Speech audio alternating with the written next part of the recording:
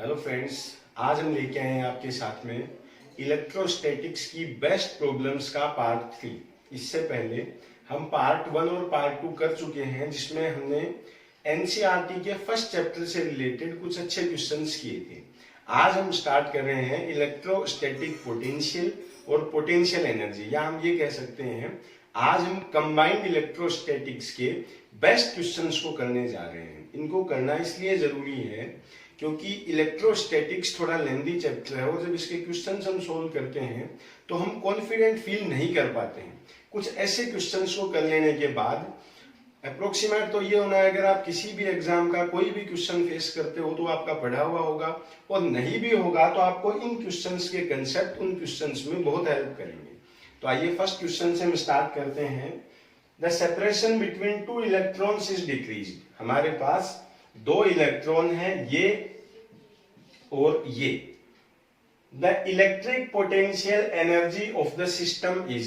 देखो, जिस तरह ग्रेविटेशन में हम पोटेंशियल एनर्जी पढ़ते हैं Gm1m2/r, या इलेक्ट्रोस्टैटिक्स में पोटेंशियल एनर्जी पढ़ते हैं K(Q1Q2)/r।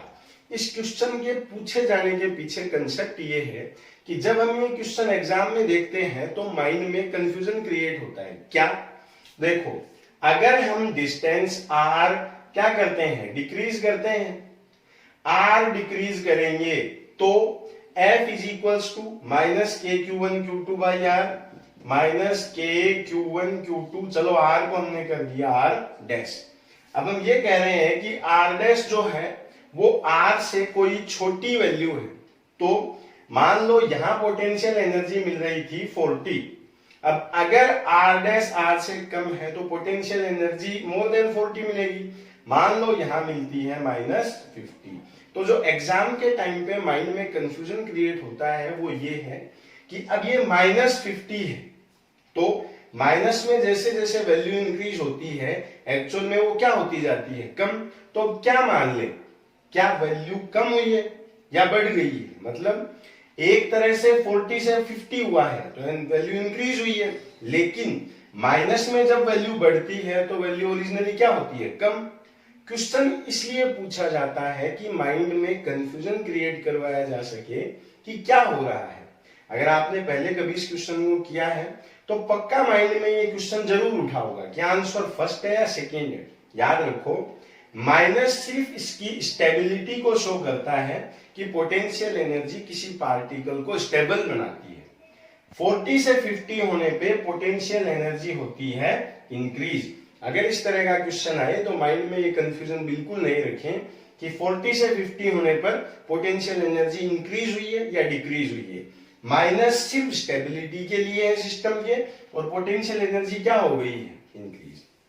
सेकेंड क्वेश्चन हम देखते हैं, जो है ए solid sphere of radius small r is charge uniformly. देखो, पहला कंफ्यूजन जो यहां से एग्जामिनर ने क्रिएट किया है वो ये कि हम जो रेडियस पढ़ते हैं वो पढ़ते हैं कैपिटल R, और यहां पढ़ते हैं कोई डिस्टेंस स्मॉल r। एग्जामिनर ने क्वेश्चन जो दिया है उसमें इसने लिखा है कि इसकी रेडियस क्या है, small r। At what distance from its surface, surface से किस डिस्टेंस पे, मान लो यहां electric potential is half of the centre, centre का पोटेंशियल हाफ होगा। अगर आपको लगता है क्वेश्चन नॉर्मल है तो एक सेकंड के लिए रोककर खुद से ट्राई करें। मैं अभी करना स्टार्ट इसको करता हूं। देखो, हम ये पढ़ते हैं, चलो इसी की लैंग्वेज में लेते हैं, हम स्मॉल r और कैपिटल R को एक बार रिप्लेस कर देते हैं। हमने सेंटर से r डिस्टेंस पे फॉर्मूला पढ़ा है, v होता है KQ3r² - r²/2r3। यहां हम कैपिटल R रेडियस लेते हैं और स्मॉल r वो डिस्टेंस लेते हैं। अब पहले इनको इंटरचेंज करते हैं तो फॉर्मूला क्या बनेगा, इसको कर देते हैं स्मॉल r, इसको ले लेते हैं कैपिटल R, इसको कर देते हैं स्मॉल r। अब बोलता क्या है, at what distance from its surface potential is half of centre. मान लो ये है स्मॉल r और ये क्या है, r। तो सरफेस पे जो पोटेंशियल होता है उसकी वैल्यू होती है KQ/R। अब दे क्या रखा है कि जो V है वो सेंटर का क्या है, हाफ है। अब v का फॉर्मूला तो है ये, इसको यहां सोल्व करते हैं, के Q 3r² minus r² upon 2r³, ये सेंटर का क्या है, हाफ है। अब सेंटर पे कितना होता है, अगर कोई ये क्वेश्चन आपके सामने आया हो तो सेंटर पे पोटेंशियल सरफेस का 3/2 होता है। उस केस में हम इस r को क्या कर देंगे, 0। तो सरफेस पे जो वैल्यू होती है वो होती है के क्यू अपॉन आर, यहां होती है 3/2 के क्यू अपॉन आर। तो इसको कर देंगे, सेंटर की वैल्यू लिखेंगे 3/2 के क्यू अपॉन आर, और साथ में क्या लगा देंगे, 2। अब 2 से 2 कैंसिल, एक आर से एक आर कैंसिल, बच गए कितने, 2।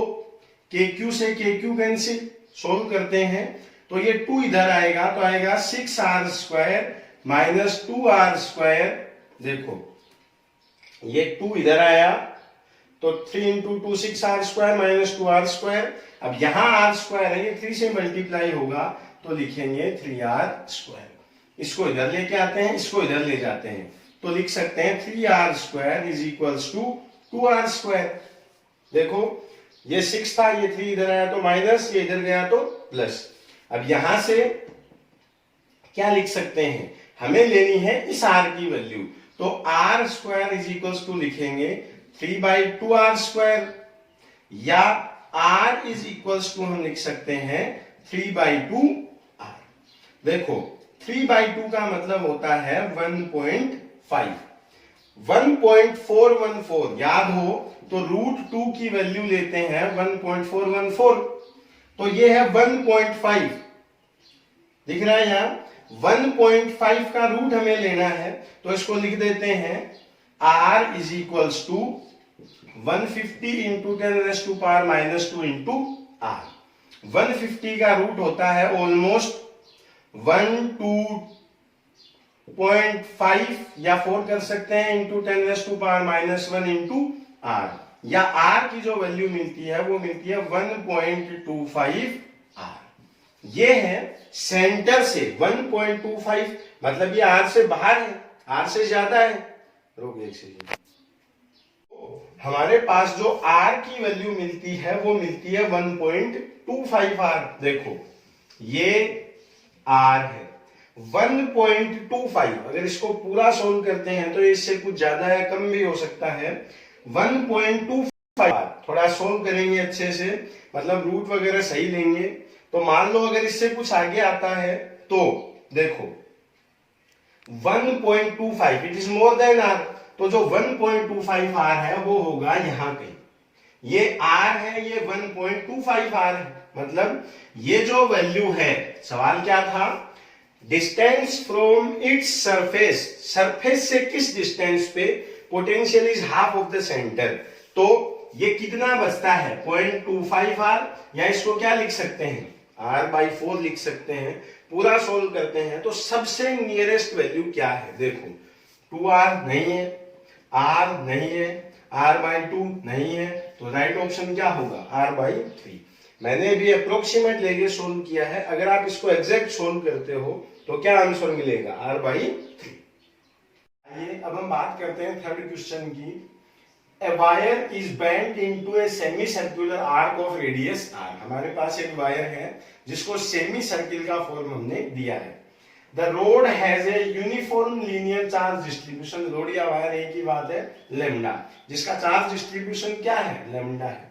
Then the potential at the center is, जो चीजें हम पढ़ चुके हैं वो ये है कि अगर कोई स्ट्रेट वायर हो जिसकी चार्ज डेंसिटी लैम्डा हो, तो गाउस लॉ में हम निकालते हैं कि r डिस्टेंस पे इसकी वजह से E होता है 2k लैम्डा अपॉन r, अगर डिस्टेंस कितनी हो r।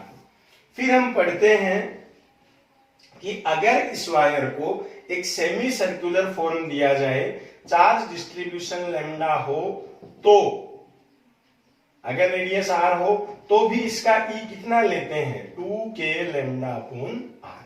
हमसे पूछ क्या रखा है, then the potential at the centre is, पूछ रखा है पोटेंशियल, V निकालना है। एग्जाम में जब इस तरह का क्वेश्चन हम फेस करेंगे तो माइंड में क्या स्ट्राइक होगा कि E हमें पता है v की वैल्यू फाइंड आउट करनी है, तो v क्या होता है minus E dot D R. पढ़ते हैं इस तरह का। अगर आप इस फॉर्मूले से इस क्वेश्चन को सोल्व करते हैं तो आप एक लंबे प्रोसेस में चले जाएंगे और कोई श्योरिटी नहीं होगी कि अपना उत्तर सही आता है या गलत आता है। इस क्वेश्चन को देने के पीछे पर्पस सिर्फ इतना है कि बच्चे से ये फॉर्मूला अप्लाई करवाया जाए, जबकि इसको करने का सही तरीका क्या है। देखो, वायर की वजह से निकालना है हमें, जहां कहीं v लेना हो तो v का फॉर्मूला क्या होता है, के क्यू अपॉन आर। के है 1/4 pi epsilon not Q. Charge कितना है, देखो कंप्लीट सर्किल की जो लेंथ होती है वो होती है 2 पाई आर। अब अगर सेमी सर्किल है, लूप आधा है, तो इसको 2 से क्या कर देंगे, डिवाइड, मतलब इसकी जो लेंथ है वो कितनी है, पाई आर है। चार्ज डेंसिटी जो हमें दे रखी है वो है लेमडा, मतलब यूनिट लेंथ पे जो चार्ज है वो है लेमडा, 2 लेंथ पे है 2 लेमडा, तो पाई आर पे कितना है, पाई आर लेमडा, मतलब जो चार्ज है वो है पाई आर लेमडा अपॉन आर। देखो पाई से पाई, आर से आर, तो क्या बचता है, लेमडा अपॉन 4 एप्सिलॉन नॉट। ये रहा राइट ऑप्शन। अब अगर इसको आपने यहां तक देख लिया है, मन में हो कि मैं इस फॉर्मूले से भी ट्राई जरूर करना चाहता हूं, तो एक बार ट्राई जरूर करें, तब आपको बेसिक डिफरेंस पता लगेगा कि अगर इस फॉर्मूले की जगह गलती से हम इसको अप्लाई करते हैं तो कितनी बड़ी ट्रेजेडी हमारे साथ हो सकती थी। एक सिंपल सा क्वेश्चन जिसको हम इजीली कर सकते हैं, वो कहां से कहां पहुंच सकता है। इस थर्ड क्वेश्चन के बाद हम स्टार्ट करते हैं क्वेश्चन नंबर 4, जो क्या है, the electric field due to the electric potential V is equals to this. V दिया हुआ है और क्या पूछ रखा है, E पूछ रखा है। तो E का फॉर्मूला हम क्या पढ़ते हैं, E is equals to minus dV upon dr। अगर V दिया हुआ हो, उसको डिफरेंशिएट कर दे R के लिए, तो किसकी वैल्यू ले सकते हैं, E की। देखो V जो है वो सिर्फ x में दिया हुआ है, तो जो इलेक्ट्रिक फील्ड हम निकालेंगे वो आएगा सिर्फ x एक्सिस के डायरेक्शन में। चारों कंपोनेंट सिर्फ क्या रखते हैं, आई कैप। अब V को डिफरेंशिएट करते हैं, minus d by D R 2x² minus 4x। Differentiate करेंगे, r की जगह आप x भी ले सकते हो, क्योंकि इलेक्ट्रिक फील्ड सिर्फ किस में दे रखा है, x डायरेक्शन में। तो 2 इंटू 2 4x माइनस 4 इंटू क्या लिख सकते हैं, आई कैप। x का क्या हो गया यहाँ 1। अब इस माइनस को अंदर ले तो लिख सकते हैं माइनस 4x प्लस 4 इंटू आई कैप। फर्स्ट ऑप्शन देखते हैं, 4x प्लस 4 गलत है, सेकेंड है 4x माइनस 4 गलत है, थर्ड है माइनस 4x प्लस 4। ये रहा अपना राइट ऑप्शन। ठीक है, अब आते हैं क्वेश्चन नंबर 5 में। थ्योरेटिकल क्वेश्चन है, क्या है, इन induction the charge induced in the near surface of A dielectric is generally, कि मान लो ये कोई प्लेट है, यहां एक पॉजिटिव प्लेट रख देते हैं और यहां एक नेगेटिव प्लेट रख देते हैं। अब यहां कोई इलेक्ट्रिक फील्ड जो होगा वो होगा फ्रॉम पॉजिटिव टू नेगेटिव। यहां इलेक्ट्रिक फील्ड है इस डायरेक्शन में। अब किया क्या है, a dielectric is placed in this electric field. यहां एक डाइलेक्ट्रिक मीडियम रख दिया जाता है, तो इसमें क्या होगा, चार्ज इंड्यूस होगा। अब वो इंड्यूस चार्ज कितना होगा, ये बोलता है, मान लो यहां प्लस क्यू है और यहां माइनस क्यू है, तो फर्स्ट ऑप्शन है इक्वल एंड सेम नेचर। यहां प्लस है तो क्या यहां भी प्लस इंड्यूस होगा, नहीं। इंडक्शन का फर्स्ट रूल है कि नियरर सरफेस पे जो चार्ज जनरेट होता है या इंड्यूस होता है वो अपोजिट नेचर का होता है। मतलब अगर ये पॉजिटिव चार्ज है तो यहां जो चार्ज इंड्यूस होगा वो कैसा होगा, नेगेटिव। ये नेगेटिव चार्ज है, यहां जो चार्ज इंड्यूस होगा वो किस नेचर का होगा, पॉजिटिव। ऑप्शन थे in the near surface of dielectric, जो इसके पास में सरफेस होती है, यहां चार्ज कैसा होगा, क्या सेम नेचर का होगा, ये तो नहीं है। तो सेकंड फर्स्ट ऑप्शन है सेम नेचर, इसको हम यहां से काट सकते हैं। और यहां लिखा हुआ है ग्रेटर इक्वल लेसर। अब 3 ऑप्शन बचते हैं, ग्रेटर इक्वल और लेसर, अपोजिट नेचर। अब यहां से कंफ्यूजन स्टार्ट होता है। देखो अगर यहां चार्ज Q है, तो क्या यहां माइनस क्यू चार्ज होगा? Question number 1। देखो, इसको हम यहां नेग्लेक्ट इसलिए कर सकते हैं कि अगर same electric field, same charge यहां इंड्यूस होता तो डाई इलेक्ट्रिक का इलेक्ट्रिक फील्ड होता इधर प्लस से माइनस। अब अगर नेचर सेम होता या amount of induced charge same होता तो ये इलेक्ट्रिक फील्ड इस इलेक्ट्रिक फील्ड को क्या कर देता? कैंसिल। तो टोटल जो इलेक्ट्रिक फील्ड प्लेट के बीच में होता वो कितना हो जाता? 0। लेकिन वो 0 नहीं होता है। मतलब ये हम कह सकते हैं कि जो इलेक्ट्रिक फील्ड है प्लेटों के बीच में फिर भी रहेगा, तो सेम तो नहीं हो सकता, तो इक्वल का ऑप्शन भी काट देते हैं। थर्ड ऑप्शन में आते हैं। क्या अब हम ये कह दें कि ज्यादा चार्ज इंड्यूस होगा? ऐसा पॉसिबल नहीं है। एक क्वेश्चन हम सुनते हैं, what is the maximum amount of induce charge which we can induce in the process of induction, कि इंडक्शन के थ्रू हम मैक्सिमम चार्ज कितना इंड्यूस कर सकते हैं? क्यों? जो मेन बॉडी पे उतना, उससे ज्यादा हम कर नहीं सकते, तो ग्रेटर का ऑप्शन भी यहां सही नहीं होता है। तो ऑप्शन सिर्फ कौन सा बचता है? लेसर एंड अपोजिट नेचर, या निम्नतम एवं विपरीत प्रकृति का। नेक्स्ट क्वेश्चन पे आते हैं। क्वेश्चन नंबर 6 है, two charges Q and -2Q are kept on a straight line, की एक Q चार्ज को और एक -2Q चार्ज को एक लाइन पे रख दिया गया है। Then the number of points on the line where potential में भी 0, कि पोटेंशियल जहां 0 मिल सकता है, ऐसे कितने पॉइंट मिल सकते हैं? देखो, ये कंफर्म है कि आंसर हमेशा छोटे चार्ज की तरफ मिलता है, तो या तो यहां मिल सकता है और या तो यहां। सोचने की बात यह है कि क्या ये दोनों सही है? देखो, मुझे पता है इसलिए मैं बोल देता हूं कि दोनों सही है, लेकिन अगर माइंड में क्वेश्चन स्ट्राइक होता है कि कैसे सही है, चलो एक बार हम ये मान लेते हैं कि ये डिस्टेंस कितनी है? 10 है। तो अगर ये पॉइंट लेते हैं पोटेंशियल का 0 यहां, तब तो ये डिस्टेंस होगी x और ये क्या होगी? 10 - x। तो इस केस में जो पोटेंशियल होगा KQ/x, इसकी वजह से -K2Q/10 - x = 0। K को अगर 0 में ले जाएं, Q को 0 में ले जाएं, ये उधर जाएगा तो आएगा 1/x = 2/10 - x। क्रॉस मल्टीप्लाई करते हैं तो 2x = 10 - x, या x = 10/3। तो यहां से ये पता लगता है कि ये ऑप्शन तो सही है। अब चेक करते हैं कि क्या ये भी सही है। अगर यहां हम पोटेंशियल 0 मानते हैं तो ये डिस्टेंस कितना होगा? x। अब इस केस में ये डिस्टेंस कितना होगा? 10 + x।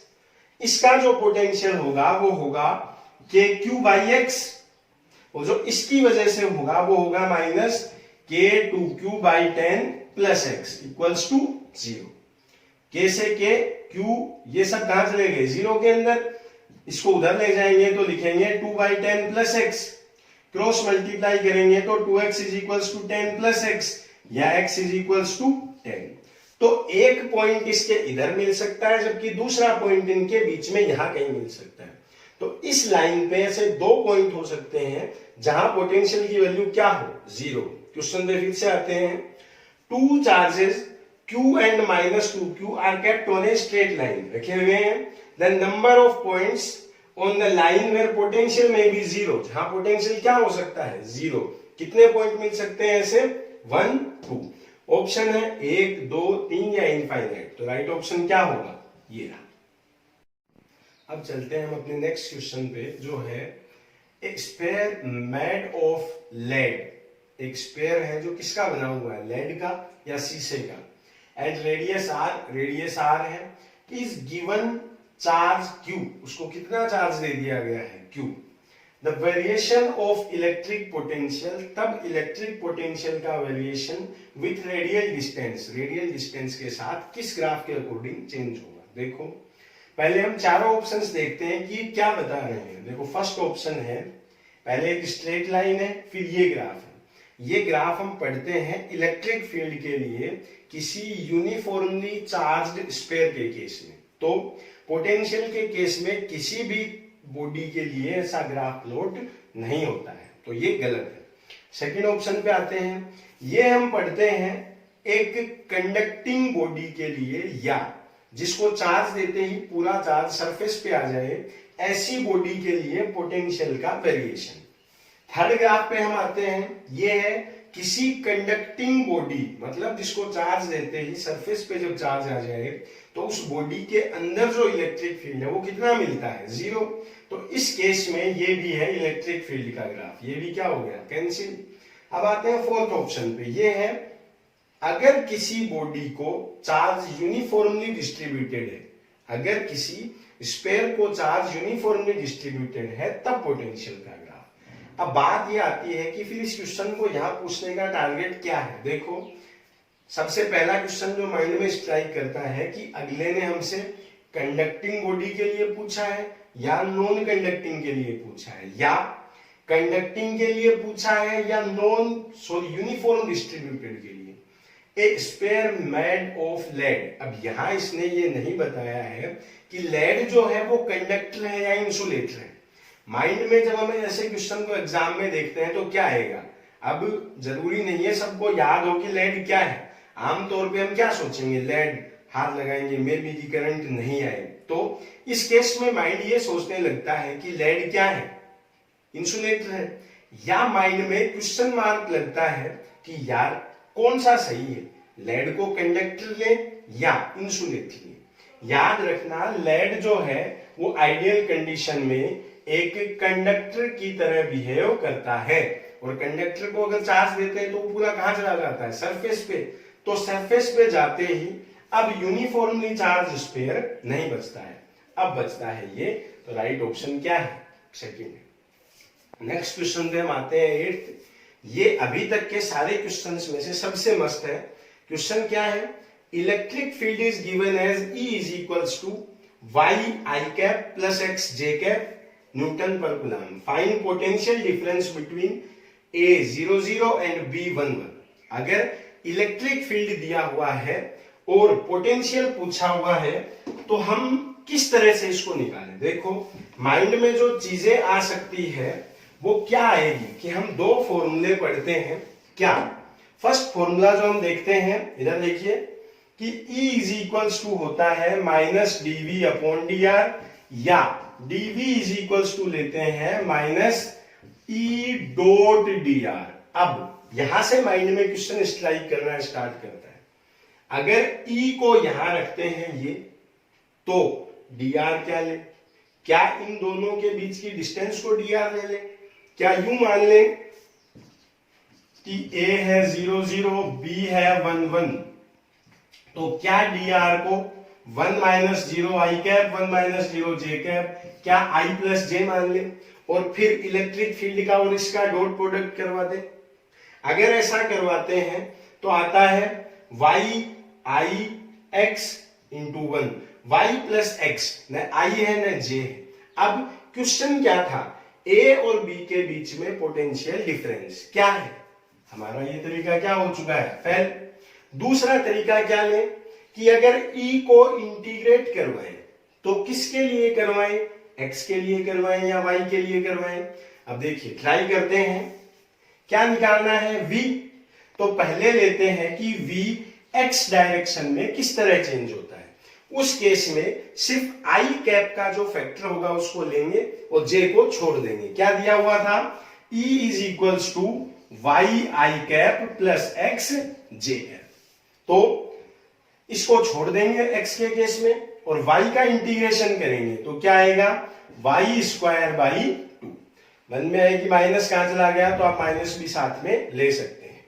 अब लेंगे vy, इस बार हम एक आई कैप के कंपोनेंट को छोड़ देंगे और इसका इंटीग्रेट करेंगे तो आएगा माइनस एक्स स्क्वायर बाई 2।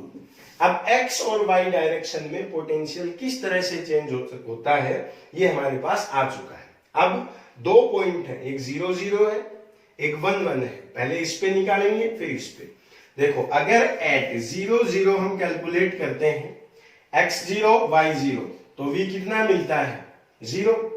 अगर y 1 1 पे हम लेते हैं तो क्या होगा, इसको हम लिख सकते हैं जो टोटल है x square by 2 plus y square by 2। साथ में लेना चाहो बाहर क्या ले सकते हो, माइनस।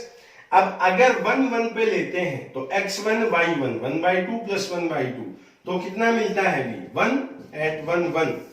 अब पूछा क्या था हमसे, potential difference between these points. यहां है 1, यहां क्या है 0 है, तो दोनों के बीच में डिफरेंस कितना मिलता है हमें 1 का। ऑप्शन था 4 वोल्ट, 0 वोल्ट, 1 वोल्ट या 2 वोल्ट, तो राइट ऑप्शन क्या देंगे यहां से, थर्ड 1 वोल्ट। अब हम बात करते हैं आज के 9th क्वेश्चन की, जो क्या है, charge plus Q not is placed at the origin. कोई चार्ज है, ये लो, जिसको कहां पे रख दिया गया है, ओरिजिन पे रख दिया गया है। The electric potential of charge at A distance r from the origin में बी। तो इससे r डिस्टेंस पर जो इलेक्ट्रिक पोटेंशियल है वो कितना हो सकता है, या इस v की वैल्यू कितनी हो सकती है। देखो ऐसे केस में माइंड में जो आता है वो ये है कि q चार्ज की वजह से r डिस्टेंस पे कितना potential, v is equals to k q by r. k को बोलते हैं 1/4 pi epsilon naught, k q upon r, b है more than k q upon r, c है less than k q upon r, d है all of these. तो जो अपने mind में आता है सबसे पहले वो आता है कि के क्यू अपॉन आर, तो हम किसको टिक करना चाहेंगे, फर्स्ट को। अब बात क्या है कि इस क्वेश्चन को यहां पूछने का पर्पस क्या है कि क्या ये पोटेंशियल भी इलेक्ट्रिक फील्ड की तरह, कूलम्ब्स फोर्स की तरह बीच के मीडियम पे डिपेंड करता है, मतलब क्या हमेशा के क्यू अपॉन आर रहेगा, या बीच में कोई मीडियम रख दें तो ये चेंज हो सकता है। तो इस केस में देखो ये तय है कि v इज इक्वल्स टू क्या होता है 1/4 पाई एप्सिलॉन नॉट, k की वैल्यू q अपॉन r। अब अगर कोई मीडियम रखते हैं तो मीडियम रखने की वजह से यहां कुछ आएगा, इसकी वजह से क्या चेंज होगा, पोटेंशियल चेंज होगा। k से डिवाइड करेंगे तो पोटेंशियल की वैल्यू क्या होगी, डाउन।